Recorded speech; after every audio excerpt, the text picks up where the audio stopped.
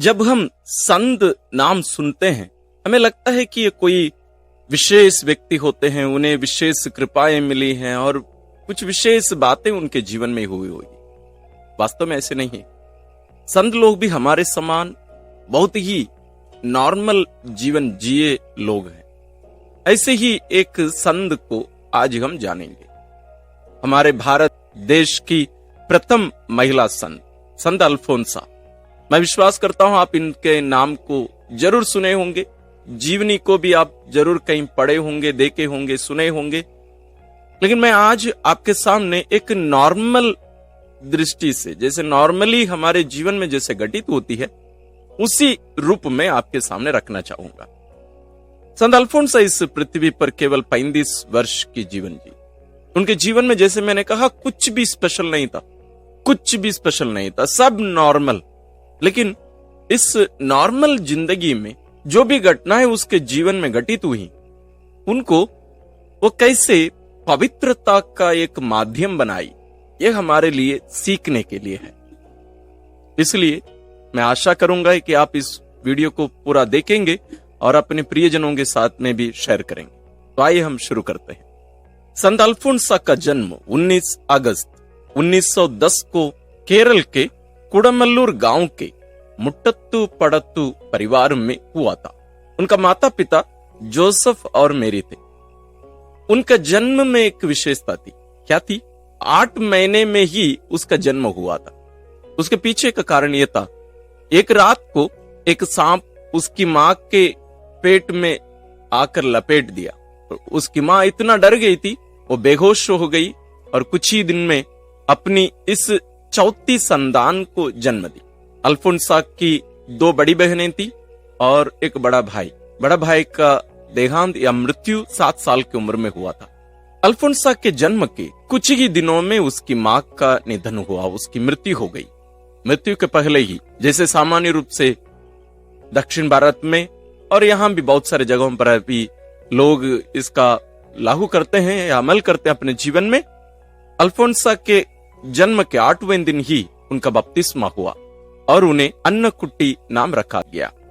जैसे मैंने कहा कुछ ही दिनों के बाद ही उनकी मां का निधन हुआ, मृत्यु हो गई। उनके पिता इस छोटी सी बच्ची को कैसे संभालते, इसलिए उन्हें उनके दादा दादी अपने घर ले गए और वहां उनके जीवन का नींव रखा गया। इसके बाद हम देखते हैं कि उस आध्यात्मिक जीवन जो उस परिवार में उनके दादा दादी से वो सीखी। जैसे मैं भी इस गर्मी छुट्टी में केरल गया हुआ था, इसी के लिए ही संत अल्फोंसा के जीवन से जुड़ी बहुत सारे जगहों पर मैं भी गया हूं। आने वाले दिनों में उन जगहों के बारे में भी हम सीखेंगे, जानेंगे। वहां उनके घर में एक विशेष जगह है प्रार्थना के लिए। हर दिन शाम को वे मिलकर पारिवारिक प्रार्थना करते थे। आपके जीवन में भी होती होगी प्रार्थना। 5 साल की उम्र में ही अपने घर में प्रार्थना का संचालन अन्नकुट्टी किया करती थी। उतना गहराई या लगाव ईश्वर से उसका हो गया था। वो जरूरतमंदों की सेवा करने में बहुत आगे थी, क्योंकि स्वयं अपने जीवन में कमजोरी का अनुभव की थी, अकेलापन का अनुभव जरूर मां के बिना। एक दिन ऐसे हुआ, उनके घर में कोई भी नहीं थे, सब बाहर गए हुए थे। कुछ गरीब लोग या भिखारी हम जिनको बोल सकते हैं, वे भीख मांगने आए। अन्नकुट्टी उनको अपने घर में अंदर बुलाकर परिवार के लोगों के लिए जो भोजन तैयार किया गया था उसको उन्हें दे दी। ये कोई विशेष नहीं है, मैं मानता हूं आज भी हमारी छोटी छोटी बच्चियां ऐसे करती हैं। इसलिए मैंने शुरुआत में कहा कोई विशेष नहीं था। और दूसरी एक विशेषता हम इनमें देखते हैं। विशेषता क्या हम बोल सकते हैं, चलिए उस शब्द का उपयोग कर ही लेते हैं, लेकिन आप सुनने के बाद कहेंगे कि ये तो हम भी किए हैं अपने जीवन में। एक बार ऐसे हुआ है कि वे अपनी एक सहेली के साथ में स्कूल जा रही थी। रास्ते में एक बदमाश लड़का, जो वास्तव में स्कूल में पढ़ ही रहा था, धक्का दिया इसे और बेचारी नीचे गिर गई, चोट लगा। उसकी सहेली बोली चलो हम प्रिंसिपल के पास जाके कंप्लेन करेंगे, इसको दंड दिलाना ही पड़ेगा, ये बदमाशी ज्यादा कर रहा है। लेकिन अन्नकुट्टी कही नहीं, यदि हम अब जाके उसके बारे में कंप्लेन करेंगे जरूर उसको दंडित किया जाएगा, लेकिन उसका जीवन बर्बाद हो जाएगा। उसके बारे में हमारे टीचर्स और प्रिंसिपल के मन में जो गलत धारणा या भावनाएं हैं और भी बढ़ता जाएगा और उसका जीवन बर्बाद हो जाएगा। हम उसको क्षमा कर दें और उसके लिए प्रार्थना करें। जैसे हम देख रहे हैं उसके जीवन में वह ईश्वर को एक विशेष स्थान दी थी, उचित स्थान, द राइट प्लेस। उनका पहला पवित्र कम्युनियन सन 1917 में हुआ था और वह अपने आध्यात्मिक पिता, स्पिरिचुअल डायरेक्टर ने धर्म बहन बनने के बाद में 1943 में एक लेख में, एक छोटी सी चिट्ठी में वे लिखती हैं, मैं 7 साल की आयु में ही अपनी नहीं थी, मैं अपने ईश्वरीय दुल्हे के लिए समर्पित थी। आप यह बात अच्छी तरह जानते ही हैं। यानी उस छोटी सी उम्र में भी अपने आप को पूर्ण रूप से प्रभु यीशु के लिए अर्पित कर दी। पवित्र कम्युनियन आप जरूर जानते हैं, जिसको हम परम प्रसाद लोग बोलते थे। वास्तव में उस शब्द का उपयोग नहीं करना चाहिए।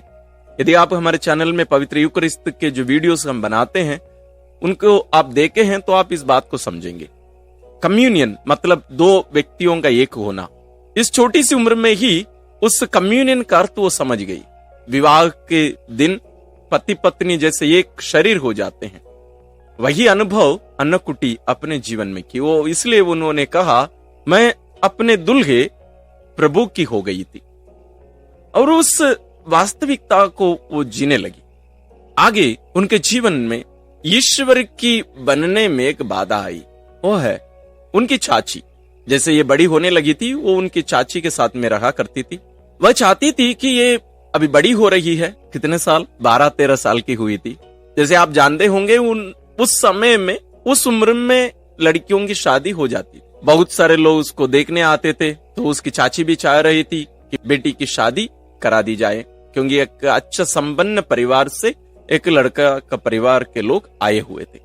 लेकिन अन्नकुटी उसको टुकराती रही हमेशा, और उनको बताती रही कि मुझे धर्म बहन बनना है, सिस्टर बनना है, लेकिन वे माने नहीं। लेकिन अन्नकुटी जो अपने छोटी सी उम्र में ही अपने आप को प्रभु के लिए अर्पित कर दी थी, और पहला पवित्र कम्युनियन के दिन ही वो पूर्ण रूप से ईश्वर के साथ एक हो गई थी, और अपने आप को उनकी दुल्हन मानती थी, पत्नी मानती थी। ये कोई वास्तव में बचकानी बात नहीं थी, कोई बच्चे की बात नहीं थी। उनकी इन बातों में दृढ़ता थी, संकल्प था, और उसमें जरूर हम परिपक्वता या मैच्योरिटी को हम देख सकते हैं। वो जरूर जिद्दी थी, गलत बातों के लिए नहीं, ऐसी अच्छी अच्छी बातों के लिए। जैसे हम अन्य संतों के, बहुत सारे संतों के जीवन में हम देख सकते हैं, संत लोग पूर्ण रूप से ईश्वरीय बने रहने के लिए वे अपने शारीरिक सुंदरता को खराब कर देते थे। उसी प्रकार अन्नकुटी भी अपनी 13 साल की उम्र में अपने पैर को जला दी, क्योंकि लगभग उसकी सगाई तय की गई थी। तो चर्च में सगाई होनी थी, और चर्च थोड़ा सा दूर था उनके घर से, इसलिए वहां उनको पैदल जाना पड़ेगा। इसलिए और उसकी सुंदरता को कम करने के लिए भी उसके घर के बगल में भूसा जलाने का, भूसा मतलब जो धाना का जो बाहरी जो हिस्सा रहता है, उसको जलाने के लिए उनके घर में, केरल में घर के बाहर एक जगह रहता है जहां उसको जलाते थे और उसका उपयोग करते थे खेत में और अन्य रीति से। उस प्रकार की जगह पर वहां जब कुछ समय पहले ही वहां उसको जला दिया गया था, और अंदर अंगार था, उसमें जाकर अपने पैर को वो जला देती। और उसकी दृढ़ता को, उसकी इस परिपक्वता को देखकर उसकी चाची और परिवार के अन्य लोग उसकी इच्छा अनुसार धर्म बहन बनने के लिए या आगे जीने के लिए उसको छोड़ दिए। और कहा जाता है ये जो निशान उनके शरीर में उस दिन उस जलाने के कारण आया, वो हमेशा उनके शरीर में रहा, प्रभु यीशु के प्रति समर्पित उनके जीवन का एक चिन्ह के रूप में। उनके जीवन के निर्णायक मोड़ तब आया जब वह पढ़ने के लिए भरनंग्यानम नामक शहर गई, एक छोटा सा टाउन है। तब वो 7वीं कक्षा के लिए वहां गई, साल था 1927। और उस स्कूल में, जिस स्कूल में वो पढ़ने के लिए जाने वाली थी या जा रही थी, वह फ्रांसिस्कन क्लैरिस्ट धर्म समाज के धर्म बहनों का स्कूल था। हम FCC समाज कहते हैं, फ्रांसिस्कन क्लैरिस्ट कांग्रेगेशन। और वह उस धर्म समाज में जुड़ने की इच्छा जताई और उसमें जुड़ी। जुड़ने के बाद अपना नाम अल्फोंसा ली। ये अल्फोंसा नाम कहां से आया? आप लोग जरूर संत अल्फोंस दे लिगोरी के बारे में सुने होंगे। उनके नाम से अल्फोंसा ये अपनाई। धर्म बहन बनने के बाद ये उसी स्कूल में एक टीचर के रूप में कार्यरत रही। बच्चे लोगों को बहुत प्यार करती थी, लेकिन इनके जीवन में ऐसी कौन सी बात है जो इन्हें एक संत बना दी? वो है दुख। जैसे मैंने प्रारंभ में कहा, इनके जीवन में कोई विशेष बात नहीं है। दुख आपके जीवन में नहीं है क्या?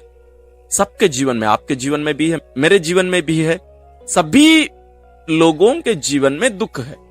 जरूर शारीरिक, मानसिक, आध्यात्मिक, अलग अलग प्रकार के दुख, जरूर उसकी मात्रा, उसकी डिग्री अलग हो सकती है, लेकिन सबके जीवन में दुख है। लेकिन अन्नकुटी इस दुख को अलग रीति से ली।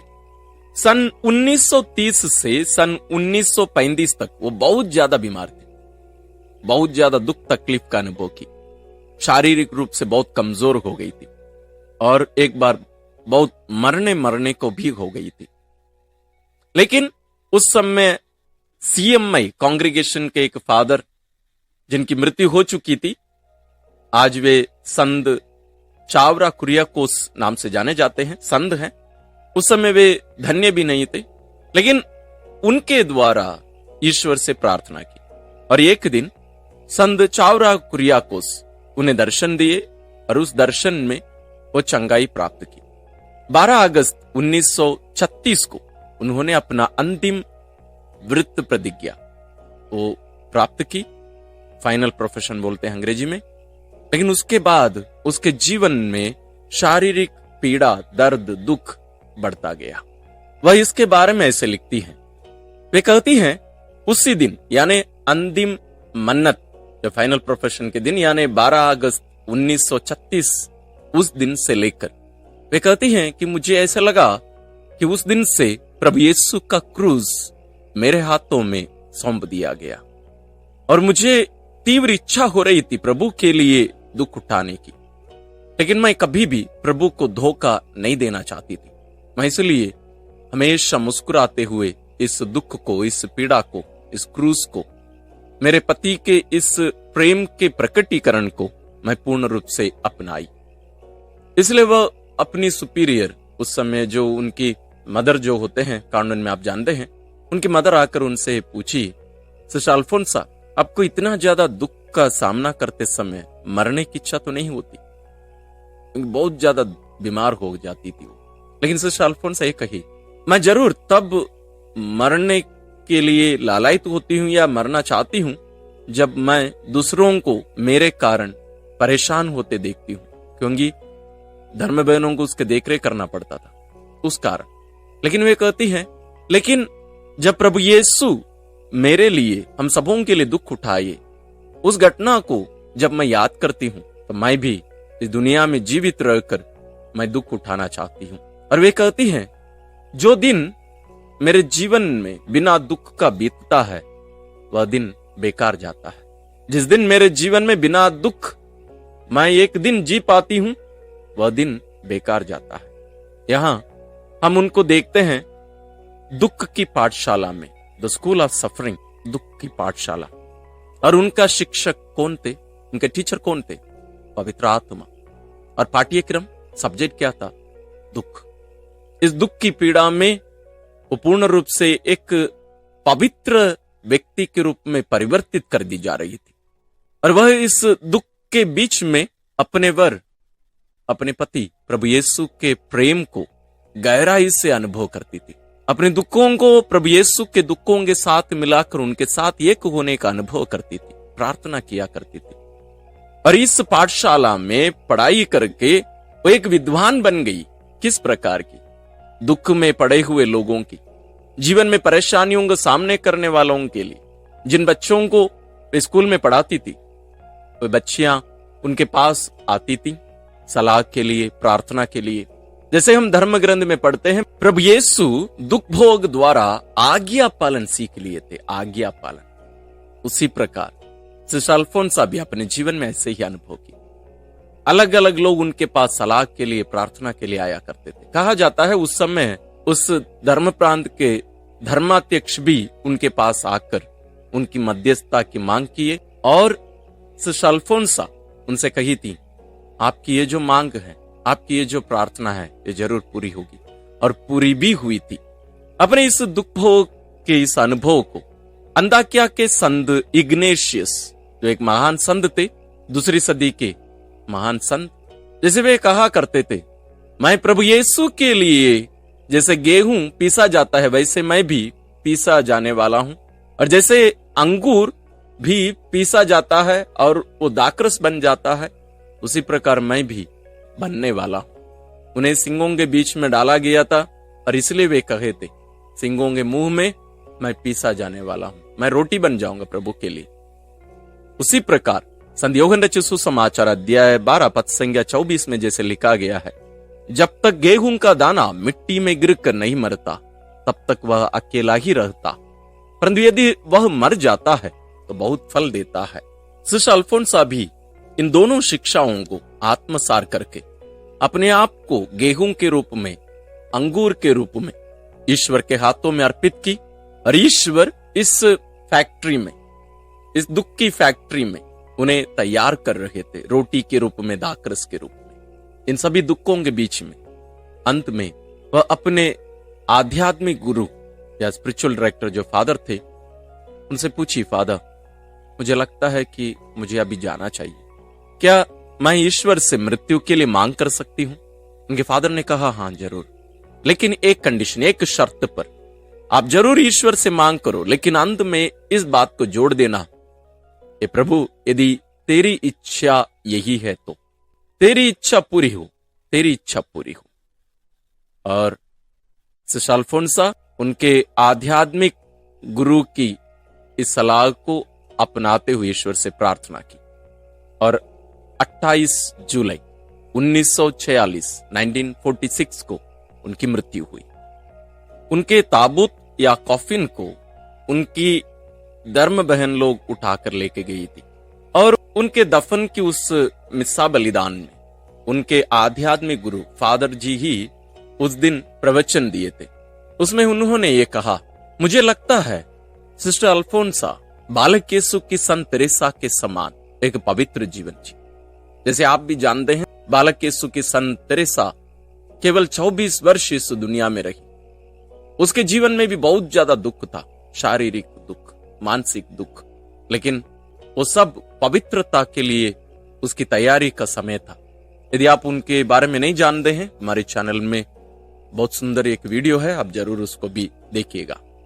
यहां तक सब कुछ नॉर्मली ही लगा हमें, लेकिन हुआ एक, उनकी जो विद्यार्थी लोग, स्टूडेंट लोग उनके पास प्रार्थना के लिए आती थी, उनकी मृत्यु के बाद उनके कब्र के पास जाकर प्रार्थना करने लगी, और इनके कारण ही वास्तव में उनकी ज्ञाति, उनका फेम बढ़ता गया। क्योंकि जैसे बच्चे उनके पास जाकर, जैसे वो जीवित रही, उनसे प्रार्थना की मांग करते थे और उनकी मांगें पूरी होती थी। सिस्टर अल्फोंसा की मृत्यु के बाद में भी जब ये बच्चे उनके कब्र के पास जाकर उनके नाम लेकर ईश्वर से प्रार्थना किए, तब भी उनकी मांगें उतनी ही वास्तविकता में, उतनी शक्तिशाली रूप से पूरी होने लगी। और यह बात बच्चे अपने माता पिता से कहने लगे, बड़ों के पास जाकर कहने लगे, और इसलिए धीरे धीरे धीरे धीरे बड़े लोग भी वहां मोमबत्ती लाकर, मोमबत्ती जलाकर सिस्टर अल्फोंसा के द्वारा ईश्वर से प्रार्थना करने लगे। और कुछ दिनों में ही पूरे केरल से लोग आने लगे, और उसके बाद दूसरे प्रांतों से भी। इसके आगे हम उनकी पवित्रता को, कलीसिया की पहचान को हम देखेंगे। लोगों के बीच में उनके प्रति प्रेम, भक्ति बढ़ती गई, और जब ये बात रोम पहुंची, जैसे आपको जानकारी होगी, तुरंत किसी भी व्यक्ति को संत घोषित नहीं करती है कलीसिया, कम से कम 6-7 साल का समय लगता है। और संत अल्फोंसा के द्वारा जो कार्य, जो चमत्कार ईश्वर लोगों के जीवन में कर रहे थे, इस कारण उनको भी उनकी इस पवित्रता को पहचानने के लिए कलीसिया से मांग की गई, संत पिता से मांग की गई। और तब के संत पिता जॉन पॉल द्वितीय 8 फरवरी 1986 को जब भारत आए थे, उन्होंने उन्हें धन्य घोषित किया। और उसके बाद के संत पिता बेनेडिक्ट 16वें ने रोम में ही 12 अक्टूबर 2008 को उन्हें संत घोषित किए। तब से लेकर लोग दूर दराज से और ज्यादा आने लगे और उनकी पवित्रता की जो पहचान केवल उस आसपास के लोगों में सीमित थी, अब पूरी दुनिया में फैल गई है। हम इनके जीवन से बहुत कुछ सीख सकते हैं, जैसे मैं बीच बीच में कहता आया। इनके साथ साथ आने वाले दिनों में इन बातों को गहराई से भी हमारे जीवन में हम कैसे अमल कर सकते हैं, इसके बारे में हम सीखेंगे, जानेंगे। इनकी इस जीवनी हमारे लिए एक प्रेरणा बने, केवल इनकी मध्यस्थता मांगने के लिए नहीं, बल्कि इनके समान हमारे जीवन को भी, हमारे दुखों को ईश्वर के पास जाकर दूर करने के लिए मांग करने के सिवाय, उसके बदले में उन दुखों को मुक्तिदायी बनाने के लिए, हमारी पवित्रता के एक माध्यम बनाने के लिए हम इनसे सीखें। हम सभी भी पवित्र बन सकते हैं, हम सभी भी ईश्वरीय बन सकते हैं। हमारे जीवन के छोटे बड़े दुखों को अपनाते हुए, गले लगाते हुए, पवित्र यूकरिस्त और प्रार्थना में वास्तविक रूप से भाग लेते हुए, ईश्वर को हमारे जीवन में प्राथमिकता देते हुए, ईश्वर को एक कल्पना के रूप में, एक आइडिया के रूप में नहीं, बल्कि एक वास्तविक व्यक्ति के रूप में लेते हुए हम भी संत अल्फोंसा के पद चिन्हों पर हम भी चलें।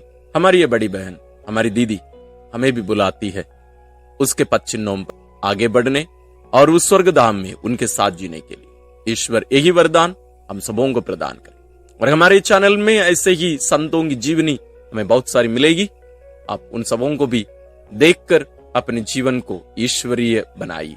ईश्वर आप सबों को विशेष आशीष और अनुग्रह प्रदान करे।